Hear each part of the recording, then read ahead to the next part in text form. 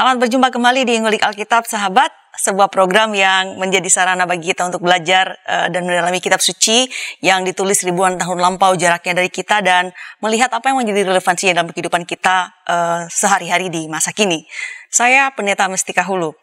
Pada episode ini kita akan mengulik Markus 1 ayat 16-20 dan pasal 3 ayat 13-19. Topik kita kali ini makna panggilan Tuhan Yesus. Nah, narasumber kita untuk episode ini adalah Bapak Pendeta Roy Alexander Suryanegara.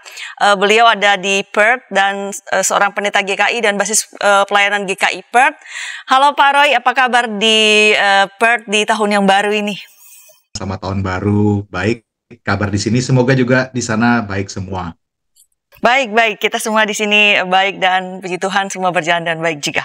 Oke, sahabat, sebagaimana biasa kita akan memulai ngulik kita diawali dengan doa oleh Bapak Pendeta Roy. Silakan Pak Roy.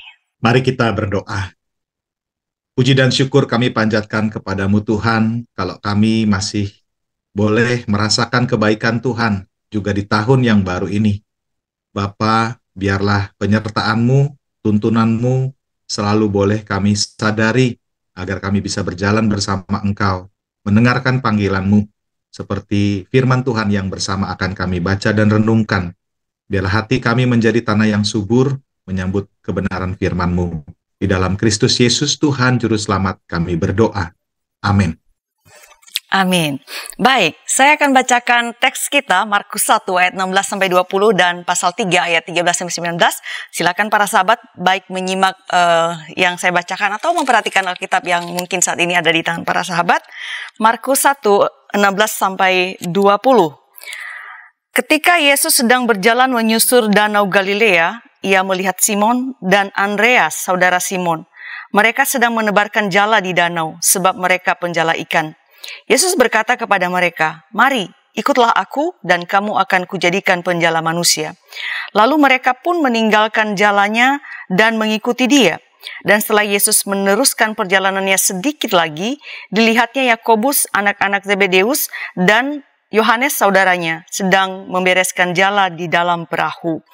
Yesus segera memanggil mereka dan meninggalkan ayahnya Zebedeus di dalam perahu bersama orang-orang upahannya lalu mengikuti dia. Kita lanjutkan pada pasal 3 ayat 13-19. Kemudian naiklah Yesus ke atas bukit.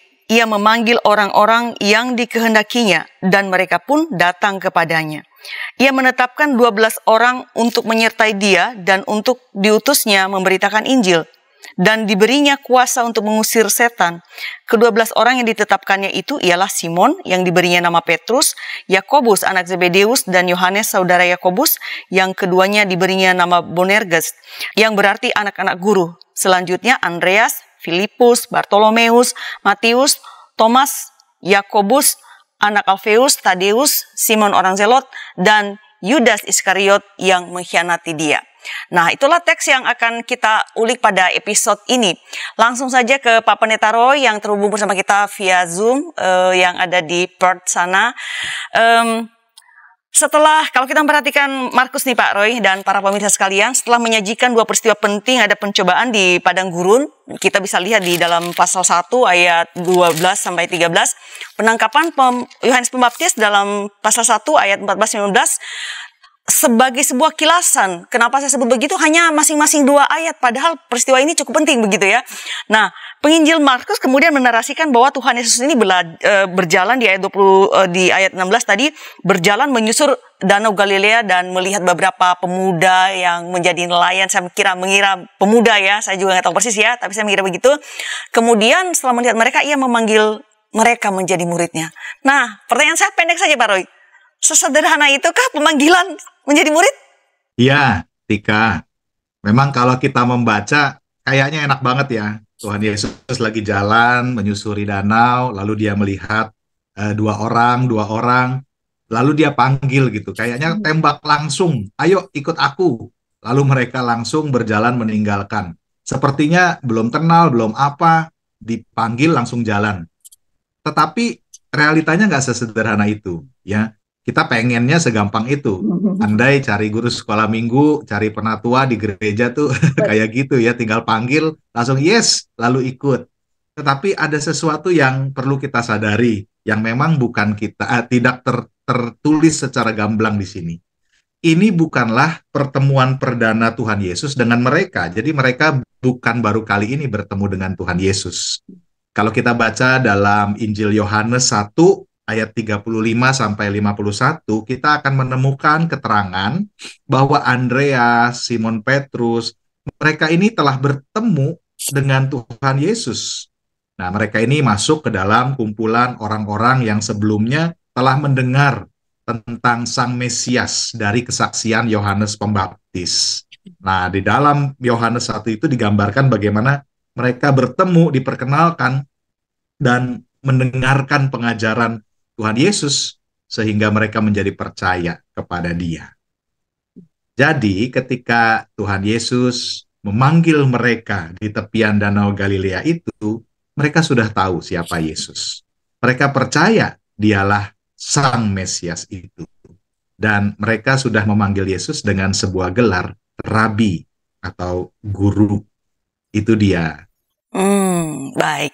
Berarti perjumpaan Yesus di Danau Galilea itu dan pemanggilan para nelayan itu menjadi muridnya tidak serta-merta terjadi dadakan seperti ada di Indonesia nih Pak Roy. Jadi ada tahu bulat dadakan katanya gitu ya. Jadi nggak tiba-tiba, nggak sekali jadi, nggak dalam semalam begitu. Tapi ada sebuah proses. Nah Pak Roy, tadi juga Pak Roy menyebutkan bahwa misalnya kalau misalnya memanggil guru sekolah minggu langsung oke seperti ini kan enak banget ya. Jadi kita tenaga pelayan tuh ada berlimpah ruah. Nah jadi kalau melihat ini bahwa pemanggilan ini memiliki proses gitu. Nah lalu apa artinya itu dilihat dalam kaitan menjadi pengikut Yesus? Ya, betul. Jadi ketika kemampuan kita mendengar panggilan Tuhan, Tuhan selalu memanggil. Tetapi apakah telinga kita mendengarkannya gitu ya?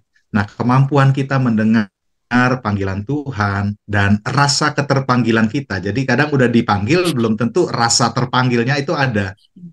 Nah, dua hal ini, kemampuan mendengar panggilan dan rasa keterpanggilan itu sendiri, terkait erat sebenarnya dengan proses pertumbuhan pengenalan kita dengan Tuhan Yesus sendiri. Semakin kita bertumbuh di dalam proses pengenalan itu, maka semakin kita peka mendengar panggilannya, dan semakin kita juga tergerak, mau bergerak untuk mengikuti Dia. Nah, kalau dalam bacaan tadi kan Tuhan Yesus berkata, mari ikutlah aku. Kalau dipikir-pikir secara sederhana, mengikuti Yesus, followers of Jesus, bukankah secara hakiki ini adalah definisi kita sebagai orang Kristen, pengikut Kristus, mengikuti teladan Kristus. Jadi kalau kita membaca di sini, mari ikutlah aku, kata ikut di sini menyiratkan setidaknya ada dua hal yang disiratkan. Ya. Untuk mau ikut seseorang, untuk mau berjalan bersama seseorang, itu membutuhkan sebuah pengakuan. Kita mengakui bahwa orang itu, dalam hal ini Yesus, adalah orang yang patut mereka turuti. Dia adalah satu sosok yang tunduk, mereka mau taat, ramah. Yang kedua, mau ikut, maka di dalam peristiwa ini juga diingatkan ada sebuah kesediaan untuk melepaskan sesuatu yang lama, hidup mereka yang lama itu. Jadi kita lihat dalam peristiwa dalam Markus 1 ini kan, yang satu sedang menebar jala. Jadi lagi di tengah bekerja. Sementara kelompok yang satunya lagi sedang merapihkan jala. Ini sudah di akhir pekerjaan. Mereka udah selesai, mereka udah siap-siap berberes untuk ini tugas besok lagi. Tetapi kita lihat ada hal yang sama. Bahwa mereka sama-sama segera meninggalkan itu untuk mengikuti Yesus. Artinya apa? Artinya adalah kesediaan untuk meninggalkan, melepaskan yang lama itu adalah satu bagian yang tersirat di dalam ungkapan mengikut Yesus itu. Kita membaca dalam surat 1 Korintus 13 ayat 11, saya bacakan ya. Ketika aku kanak-kanak, aku berkata-kata seperti kanak-kanak. Aku merasa seperti kanak-kanak. Aku berpikir seperti kanak-kanak. Sekarang sesudah aku menjadi dewasa, aku meninggalkan sifat kanak-kanak itu. Ada pertumbuhan tuh ya, dari kanak-kanak ke dewasa.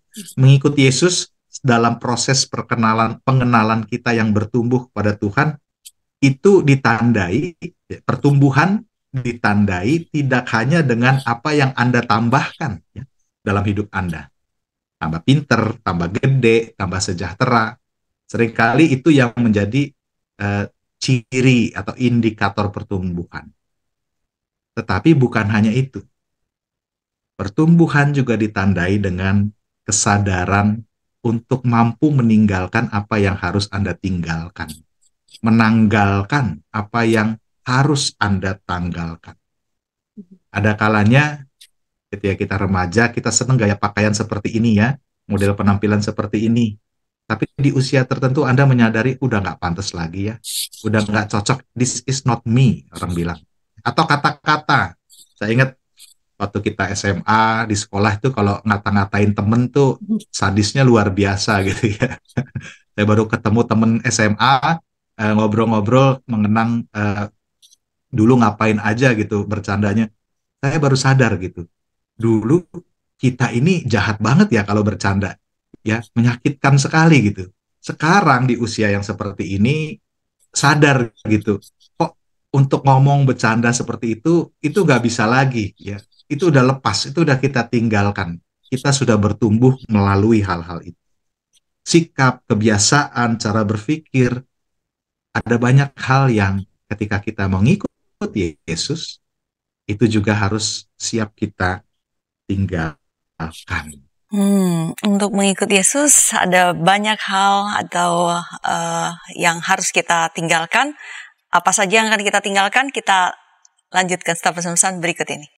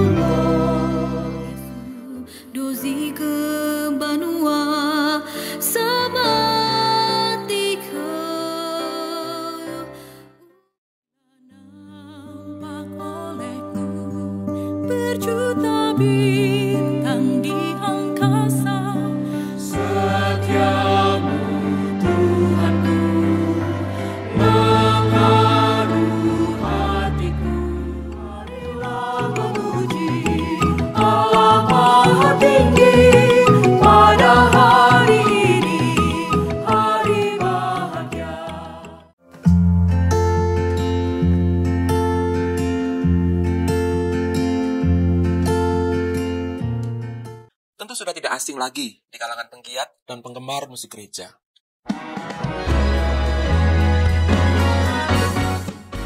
Walaupun ia hidup di abad ke-19, tepatnya ia lahir pada tanggal 24 Maret 1820 dan meninggal pada tanggal 12 Februari 1915. Namun sampai hari ini karya-karyanya terus dimuat dalam berbagai buku nyanyian dan diterjemahkan ke dalam berbagai bahasa. Sahabat, mari dukung pelayanan dan pekabaran Injil melalui YKB dengan membagikan link acara ini kepada sebanyak mungkin orang. Dukungan juga dapat saudara lakukan dengan mentransfer dukungan finansial ke rekening BCA ke nomor 450 305 2990 450 305 2990 atas nama Yayasan Komunikasi Bersama.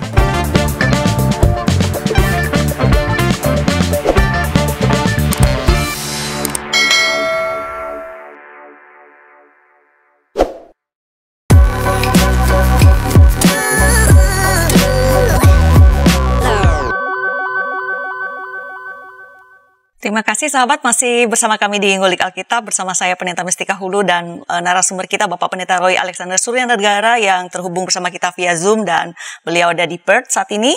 Kita sedang mengulik Markus 1 ayat 16-20 dan pasal 3 ayat 13-19. Topik kita kali ini makna panggilan Tuhan Yesus. Nah, kita sudah berada di segmen kedua dan para sahabat silakan jika ingin berkomentar di kolom yang tersedia.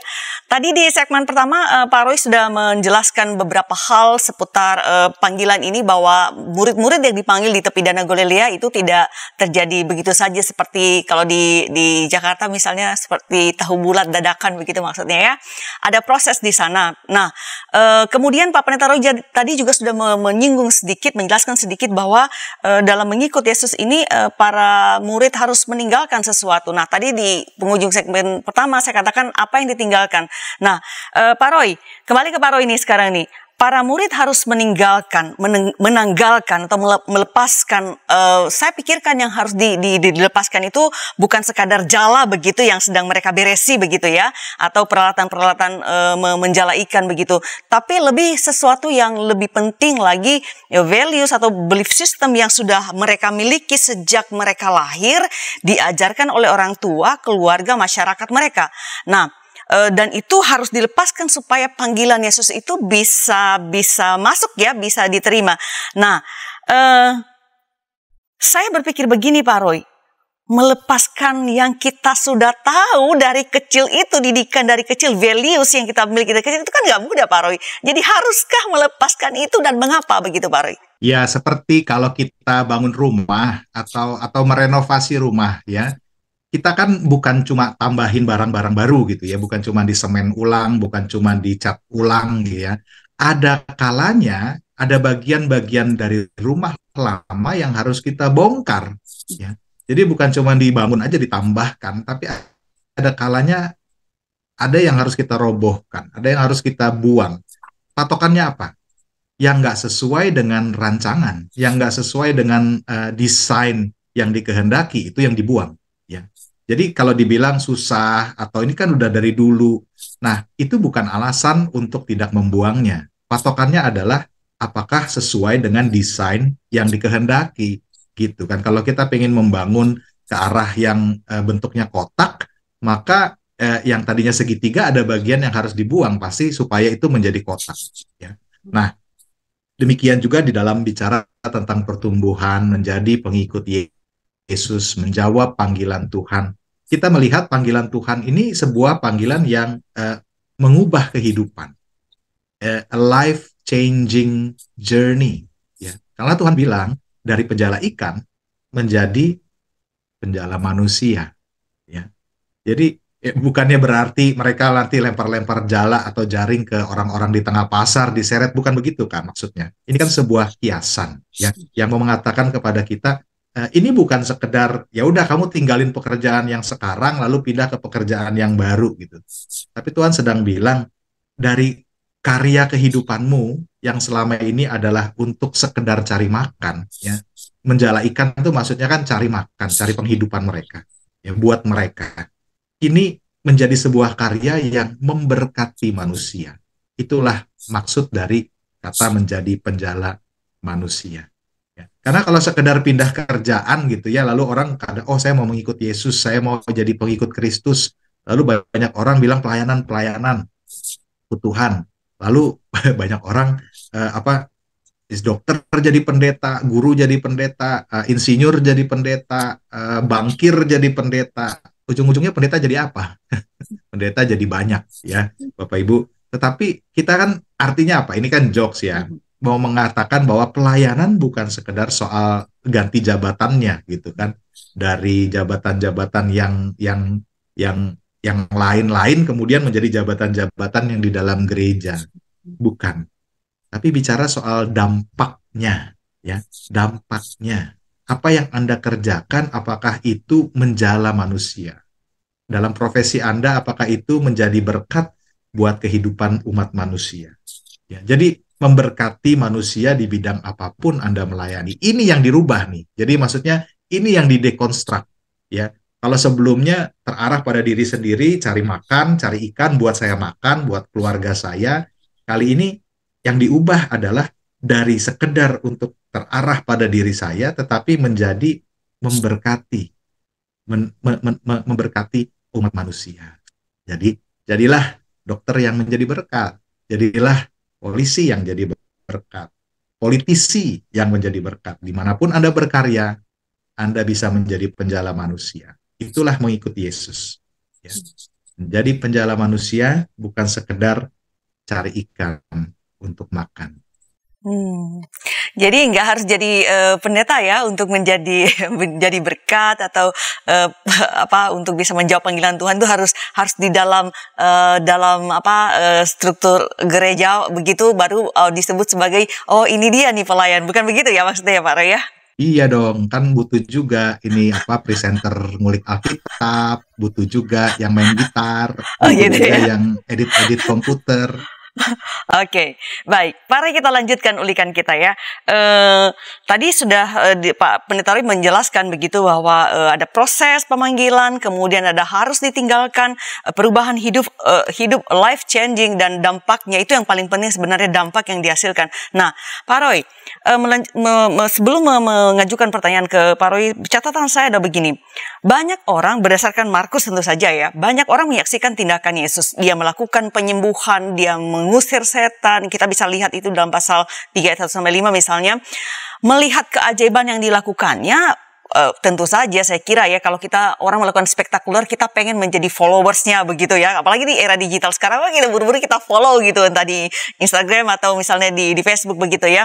Nah, tetapi pasal 3 ayat 13 yang menjadi teks kita, saya bacakan nih part kedua dari teks kita. Tadi 1 ayat 16-20, sekarang di 3:13 saya bacakan. Kemudian naiklah Yesus ke atas bukit yang memanggil orang-orang yang dikehendakinya, dan mereka pun datang kepadanya. Dia sudah sangat terkenal dan orang ingin mengikutinya begitu. Tetapi ayat 13 mengatakan pada kita, ia memanggil orang-orang dikehendakinya, dan yang dikehendakinya itu yang datang kepadanya. Nah, apa artinya ini orang-orang yang dikehendakinya? Bisa nggak sih Pak Roy saya gini, saya followersnya loh, saya ngefans sama dia loh gitu. Nggak bisa saya bilang gini, saya pengikut Yesus, that's it. Nggak usah dipertanyakan. Jadi apa maknanya ini, Pak Roy? Ya, jadi dari Markus 1 sampai Markus 3 kalau kita baca itu akan menemukan latar belakang yang unik ya. Bukan cuman followers loh, Tuhan Yesus juga punya haters. Itu dia. Bukan punya subscriber aja, tapi ada juga hatersnya. Jadi misalkan di Markus 3 ayat 6 gitu ya, dikatakan, lalu keluarlah orang-orang Farisi dan segera bersekongkol dengan orang-orang Herodian untuk membunuh dia. Nah, jadi Tuhan Yesus memang jadi sorotan, tetapi nggak selalu dalam kacamata yang positif. Ada juga yang benci banget, sampai-sampai bersekongkol mau membunuh dia. Ada orang-orang yang menentang Tuhan Yesus dan apa yang ia sedang kerjakan. Ya. Dan ini sebuah catatan kecil, catatan samping buat kita gitu ya, bahwa mengikuti Yesus pun, jadi kalau kita ikut dia, bukan berarti semua jadi like and subscribe sama kita gitu. Bisa jadi yang terjadi ada juga yang akan menentang, akan ada hambatan, ada resiko yang nyata menjadi pengikut Kristus. Dan kita tahu dalam sejarah menjadi pengikut Kristus seringkali tidaklah mudah. Mereka disalahpahami, dimusuhi, bahkan dipersekusi. Kenapa? Karena ketika Anda mengikuti Yesus, ada kalanya pihak-pihak yang kenyamanannya terganggu oleh kebenaran Kristus, mereka akan membenci Anda. Tapi itu bukan hal yang membuat kita berhenti melakukan yang benar. Ya. Lalu di satu sisi jadi latar belakang, tadi haters ya, tapi juga kita lihat Markus 3 lanjutannya, tadi ayat 6 nih, ayat 7-12, kita membaca bahwa orang berbondong-bondong datang kepada Yesus. Ya, sampai-sampai Tuhan menyingkir. Kenapa? Dikatakan begitu banyak orang dari Galilea, dari Yudea, Yerusalem, Idumea, dari seberang Yordan, dan dari daerah Tirus dan Sidon, datang banyak orang kepadanya sesudah mereka mendengar segala yang dilakukannya. Jadi ada juga banyak orang nih berbondong-bondong, ya. Tetapi ada perbedaan besar antara orang banyak ini yang berbondong-bondong, kerumunan lah istilahnya ya, dengan persekutuan 12 orang yang Tuhan tetapkan ini. Bedanya apa? Bedanya kita melihat orang banyak ini datang sekedar karena mereka ingin dapat mujizat. Mereka mendengar berita kesembuhan, mereka mendengar ada berkat, dan mereka ingin kecipratan hal-hal itu. Nah, kalau Tuhan Yesus sekedar cari penggemar, Bapak Ibu, ngapain Tuhan Yesus menyingkir? Justru Tuhan Yesus menyingkir. Kenapa? Karena bukan seperti itu yang Dia kehendaki. Ya. Bukan sekedar orang yang ramai-ramai bersorak-sorak. Ya. Zaman sekarang orang malah haus dan kepingin punya penggemar yang seperti itu. Saya tahu kadang-kadang ada yang bilang bahkan Anda bisa bayar orang untuk nge-like and subscribe agar apa yang Anda posting itu jadi populer atau jadi trending, jadi viral ibaratnya. Bukankah sekarang orang haus ya supaya konten yang dia buat itu viral? Justru itu seolah-olah seperti tujuan hidup bagi banyak orang gitu. Kalau bisa viral artinya dia make it, dia udah berhasil. Tuhan justru menyingkir dari kerumunan yang seperti itu. Ini semua punya makna. Jadi ketika menjawab takutnya, jangan jadi yang model begini nih. Jangan yang malah jadi ekstrim menentangnya, haters, tapi juga jangan jadi sekedar grupis, jadi sekedar cheerleader, ya. Karena mengikuti Yesus zaman sekarang kayak tadi Tika bilang, nge-follow itu gampang gitu kan. Anda tinggal follow, lihat sesuatu yang Anda suka, kasih pencet gambar hati, follow atau like atau subscribe, tapi nggak ada komitmen apa-apa.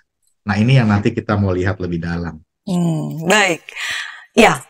Being famous salah satu di era media sosial sekarang rasanya menjadi kebutuhan ya bagi sebagian orang. Tapi kita lihat Tuhan menunjukkan bahwa tidak sekadar being famous, tapi tadi Pak, saya mengingat kata Pak Pendeta Roy di segmen pertama, tapi dampak yang dihasilkan dari even ketika menjadi terkenal itu ada dampak gitu. Sekadar terkenal bukan itu tujuannya, tapi dampak yang dihasilkan. Dan tentu kita bisa belajar dari sana, tidak sekadar kita dikenal orang, oh ya kita make it gitu, kita ngulik Alkitab ditonton orang, tapi apa dampaknya. Oke, Pak Roy, tadi Pak Roy menjelaskan begini bahwa ada perbedaan dan saya kira ini signifikan ya di antara kerumunan crowd yang dengan ke-12 orang yang dipilih menjadi muridnya. Karena itu ada proses pemanggilan, perkenalan lebih dulu, ada proses pemanggilan dan kemudian yang ditinggalkan. Nah, pertanyaan saya begini selanjutnya ke Pak Roy begini. Hal atau tindakan apa yang menjadi pembeda yang secara tegas menunjukkan bahwa ini crowd, ini kerumunan dan ini adalah murid Tuhan. Karena di era kita sekarang juga ketika orang berlomba-lomba harus kita akui bahwa orang kadang-kadang saya agak jengah ya, orang mempublish semua yang dilakukan atas nama pelayanan. Nah, belajar dari para murid begitu. Apa yang bisa kita lihat bahwa ini hanya sekadar crowd nih, sekadar rame-rame tim hore, cheerleaders kata Pak Roy tadi gitu. Tapi ini loh murid yang sejati. Ya, baik. Jadi kalau di dalam Markus 3 ayat 14-15 yang tadi kita baca, kata kuncinya ada di sana. Ya. Ia menetapkan 12 orang, jadi bukan cuma menetapkan titik. Ya. Ia menetapkan 12 orang titik. Bukan, tapi ada lanjutannya. Ya, ada sesuatu yang operatif, ada kata kerjanya di sana. Ya. Kata kerjanya apa? 12 orang itu ditetapkan untuk menyertai dia, untuk diutusnya, untuk diberinya kuasa. Nah, ini kita akan lihat nih secara lebih mendalam 3 poin ini ya. Jadi ini yang membedakan antara persekutuan dengan kerumunan. Ya, persekutuan bukan sekedar tim hore, bukan sekedar penerima goodie bag dari Tuhan gitu kan. Tetapi ada role, ada tanggung jawab, ada komitmen yang diminta dari orang-orang yang dipanggil, dikatakan sebagai pengikut Kristus. Baik, kita akan lanjutkan setelah pesan-pesan berikut ini.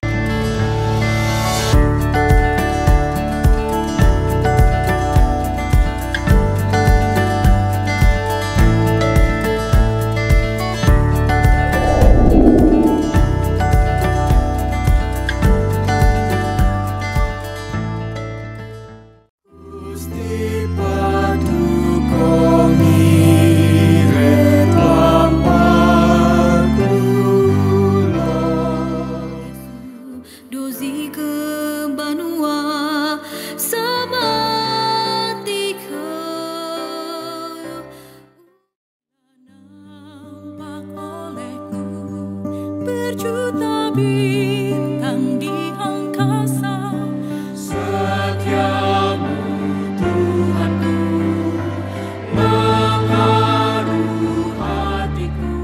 Marilah memuji Allah Maha Tinggi pada hari ini, hari bahagia.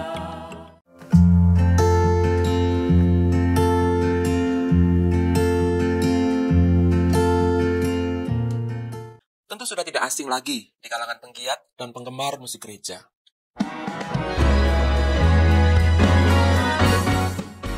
Walaupun ia hidup di abad ke-19, tepatnya ia lahir pada tanggal 24 Maret 1820 dan meninggal pada tanggal 12 Februari 1915. Namun sampai hari ini karya-karyanya terus dimuat dalam berbagai buku nyanyian dan diterjemahkan ke dalam berbagai bahasa.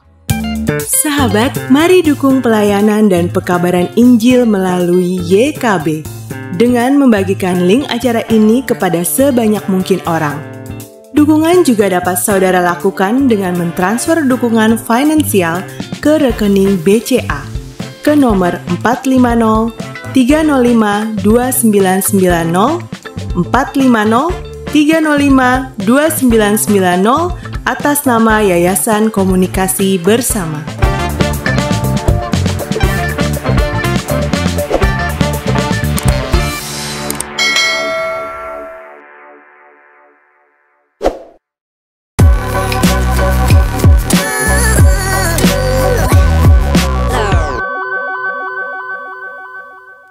Masih di Ngulik Alkitab bersama saya Pendeta Mestika Hulu dan narasumber kita Bapak Pendeta Roy Alexander Suryanegara. Kita sedang mengulik Markus 1 ayat 16-20 dan pasal 3 ayat 13-19 dengan topik makna panggilan Tuhan Yesus. Kita sudah berada di segmen ketiga, segmen terakhir. Jadi mari kita manfaatkan segmen ini dan sebaik mungkin. Sementara itu para sahabat silakan berkomentar di kolom yang tersedia kalau para sahabat mau memberikan komentar. Kita lanjutkan. Pak Pendeta Roy tadi menjelaskan begitu ya, bahwa dalam mengikut ada yang membedakan secara signifikan dan tegas begitu antara crowd, kerumunan dan para murid-murid Tuhan begitu. Ayat 14 saya bacakan kembali begitu. Tadi Pak Roy sudah membacanya, tapi saya bacakan kembali. Ia menetapkan 12 orang untuk menyertai dia dan untuk diutusnya memberitakan Injil. Jadi panggilan Tuhan Yesus kepada para murid yang khususnya 12 ini yang sebagai wakil dari murid-murid Tuhan termasuk kita sama zaman kini, masa kini saya kira bukan panggilan sembarangan. Bukan sekadar, kamu ke sini saya mau utus ke sana begitu. Nah, pertanyaan saya membuka segmen ketiga ini Pak Roy.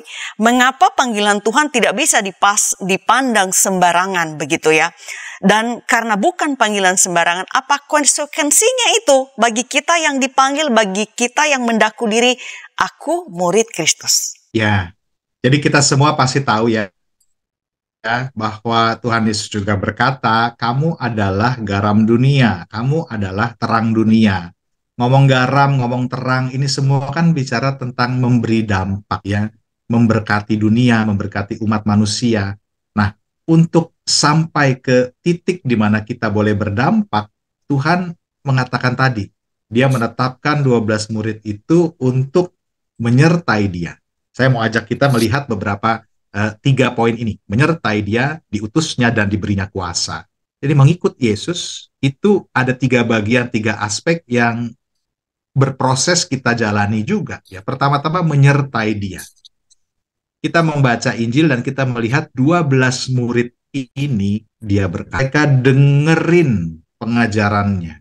Mereka ikut menyaksikan, ikut mengalami, bahkan juga ikut ditegur ketika mereka salah. Jadi menyertai dia, bersama dia, menjadi pengikut Kristus adalah hidup bersama dia, bersama-sama dengan dia. Nah, mereka ada di sana jadi bukan sekedar jadi tadi tim hore atau bodyguard-nya Tuhan Yesus. Tuhan nggak butuh itu.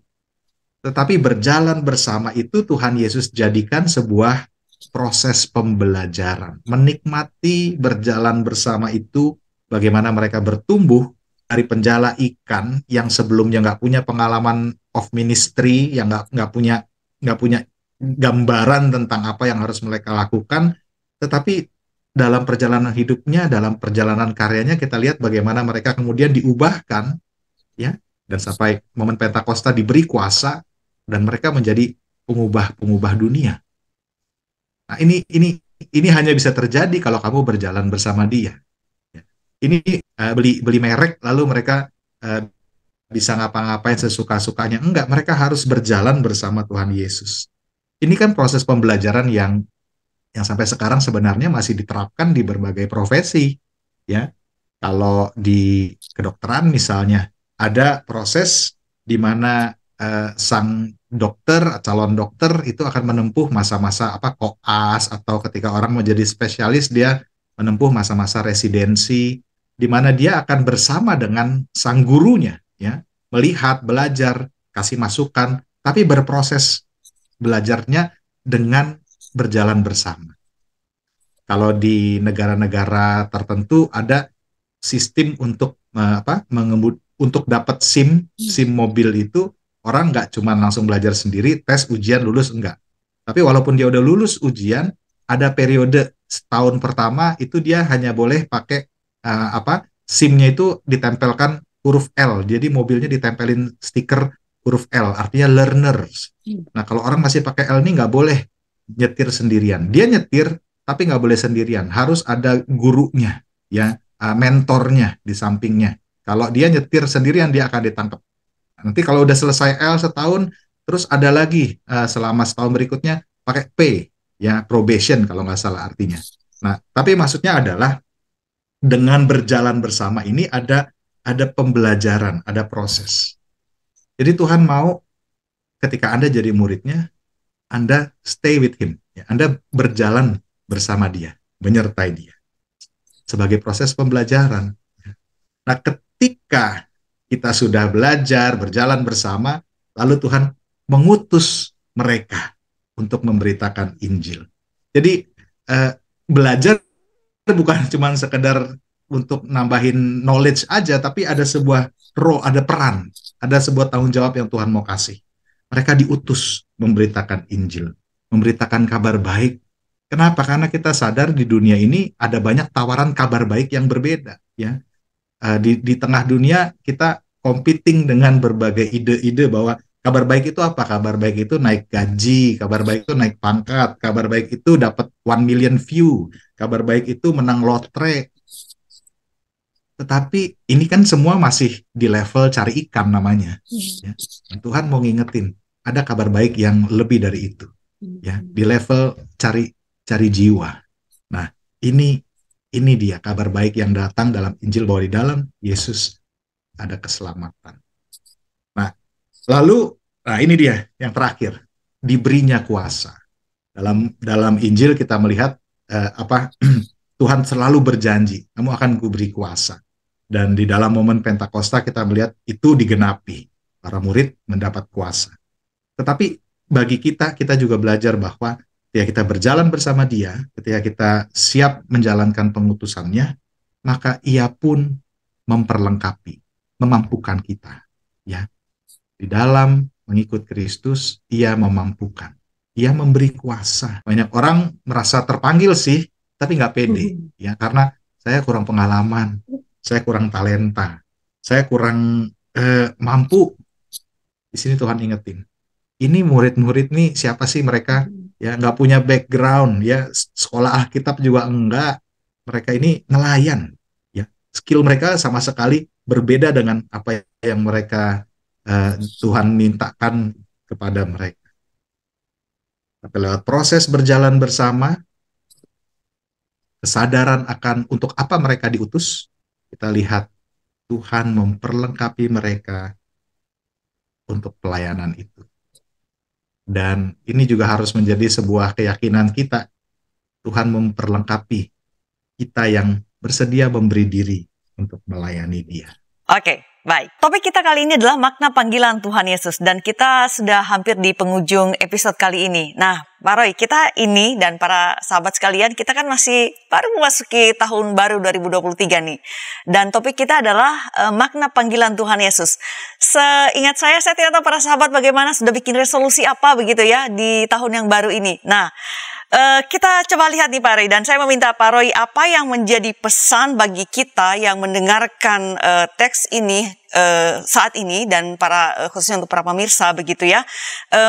Makna panggilan Tuhan di tahun yang baru ini kan tidak sekadar menjadi resolusi yang tinggal menjadi resolusi tentu ya, tapi untuk kemudian kita terapkan di awal tahun ini, kita kemudian berjalan setahun ke depan bahkan seterusnya dengan mendengarkan panggilan Tuhan ini. Nah, gimana nih Pak Roy, menjadi pesan penguat kita untuk menjalani tahun yang kita nggak tahu ke depan gimana nih? Baik, jadi kita semua harus menyadari Tuhan selalu memanggil kita. Kita percaya Tuhan selalu mau memakai umatnya berkarya untuk melakukan apa yang menjadi misi Allah di tengah-tengah dunia.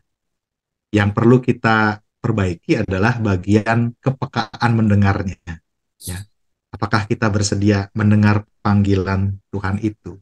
Dan ketika kita bersedia mendengar panggilan Tuhan itu, kita tergerak untuk menjawab panggilan Tuhan itu, maka tadi salah satu indikatornya adalah apa yang sedia Anda lepaskan agar Anda bisa mengikuti Tuhan Yesus. Karena tanpa sadar banyak dari kita sebenarnya terikat atau terrantai, terbelenggu pada banyak hal gitu ya, rutinitas kita, hobi kita, pola pikir kita, bahkan bersediakah kita tinggalkan itu ya, sehingga hidup kita bukan hanya sekedar terfokus pada cari ikan, cari makan, tetapi juga menjadi berkat, menjala manusia.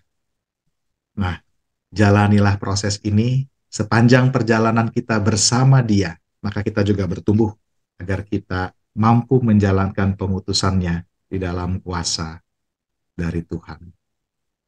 Amin. Baik. Terima kasih Pak Pendeta Roy untuk ulikan kali ini, Markus 1 ayat 16-20 dan pasal 3 ayat 13-19. Kiranya menjadi berkat bagi para sahabat yang bersama kita. Terima kasih, tidak bosan-bosan menjadi narasumber di Ulik Alkitab. Baik, para sahabat, beberapa hal saya mau sampaikan kembali terkait dengan episode kali ini. Sepanjang percakapan kita, bincang kita kali ini, kita diingatkan mengenai panggilan Tuhan Yesus, dan ya, kita perlu memberikan perhatian atau memiliki kepekaan untuk mendengarkan suara Tuhan yang memanggil kita, memiliki rasa keterpanggilan dan tidak sekadar mendengar, tapi kita merespons panggilan Tuhan pada kita seperti para murid. Ada banyak hal yang kita lakukan yang menyita perhatian kita, tapi mari kita belajar pada murid segera ketika mendengarkan suara Tuhan, kita segera bergegas meninggalkan dan mengikut apa yang Tuhan katakan begitu. Nah, kemudian kita juga tadi diingatkan untuk mengikut Tuhan, kita harus meninggalkan yang lama. Tidak bisa mencampur yang baru dengan yang lama, nanti agak susah begitu. Nah, harus ada perubahan hidup, dan perubahan ini tentu saja harus menghasilkan dampak, dan kabar baiknya tadi Pak Pendeta Roy juga menjelaskan bahwa kita tidak sendirian dalam proses perubahan ini, Tuhan beserta kita begitu. Nah, makna panggilan Tuhan Yesus. Jadi saya mau mengakhiri ini dengan mengatakan bahwa kita harus menunjukkan bahwa kita ini murid, bukan sekadar kerumunan. Kita tunjukkan itu dalam cara kita menjalani kehidupan sehari-hari, pilihan-pilihan yang kita buat di dalamnya. Walaupun ada tantangan, tadi Pak Pendeta Roy menjelaskan mengikut Tuhan itu tidak mudah, ada tantangannya. Tuhan Yesus sendiri dalam pasal 3 ayat 6 tadi diingatkan, dia diancam, ada konspirasi untuk membunuhnya. Jadi ada tantangan-tantangan. Jadi pun di dalam tantangan kita tunjukkan bahwa kita adalah murid-murid Tuhan dengan tetap bersama Tuhan dalam setiap pilihan dan mengandalkannya.